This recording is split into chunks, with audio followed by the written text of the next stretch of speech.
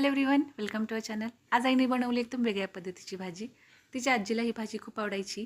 ही आहे कढीतल्या भोपळ्याची भाजी। त्यासाठी एक दुधी भोपळा घेतला, त्याचे साल काढून घेतले। आजीला ही भाजी खूप आवडायची म्हणून आईची आई नेहमी ही भाजी बनवायची। आता दुधी भोपळ्याचे साल काढून ह्याचे छोटे छोटेसे तुकडे करून घेतले आणि हे आपल्याला शिजवून घ्यायचे सेपरेट। आता दुधी भोपळ्याचे तुकडे छानपैकी धुवून घ्यायचे आहेत। तोपर्यंत पातेल्यामध्ये पाणी ठेवायचं आहे आणि लगेचच हा भोपळा धुवून आपल्याला त्याच्यात टाकून घ्यायचा आहे। ही भाजी बनायला पण लवकर बनते आणि चवीला पण छान लागते आणि हेल्दी पण आहे, म्हणून ही भाजी नेहमी घरात बनवली जायची। तर इथे भोपळा जो आहे तो शिजवून घ्यायचा आहे। चवीप्रमाणे थोडंसं मीठ टाकायचं आहे आणि भोपळा 5 ते 7 मिनिटात शिजतो।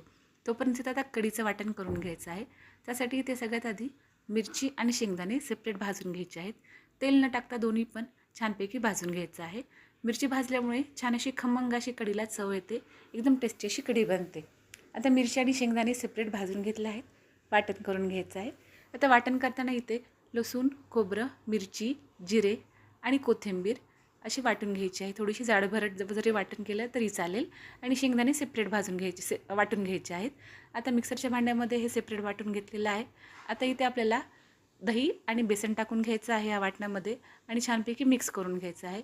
मिक्सरच्या भांड्यात जरी मिक्स केलं तरी पण चालेल आणि सेपरेट पण असं रवीच्या साहाय्याने जरी एकत्र केलं तरी चालेल।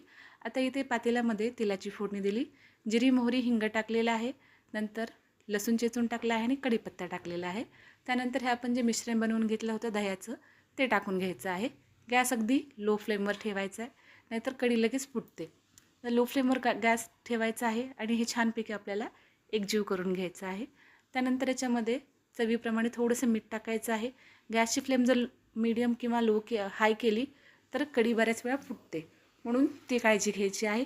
आता लगेचच मीठ टाकून झाल्यानंतर आपण जो शिजवून घेतलेला भोपळा होता तो टाकून घ्यायचा आहे। लो फ्लेमवर अगदी 2 ते 3 मिनटामध्येच आपल्याला हा भोपळा टाकून घ्यायचा आहे आणि कढीमध्ये छान एकजीव होऊन द्यायचा आहे। आणि लगेच असे सगळे एकजीव झाल्यानंतर आपल्याला गॅस बंद करायचा आहे, कारण खूप वेळा काय होतं कढी फुटते, त्याच्यामुळे टेस्ट पण चेंज होते। म्हणून लगेचच आपल्याला झटपट अशी कढी बनवून घ्यायची आहे। आता 2 ते 3 मिनटात लगेचच गॅस बंद करून झाल्यानंतर ही आपली कढीतली भोपळ्याची भाजी तयार आहे। चवीला एकदम छान लागते।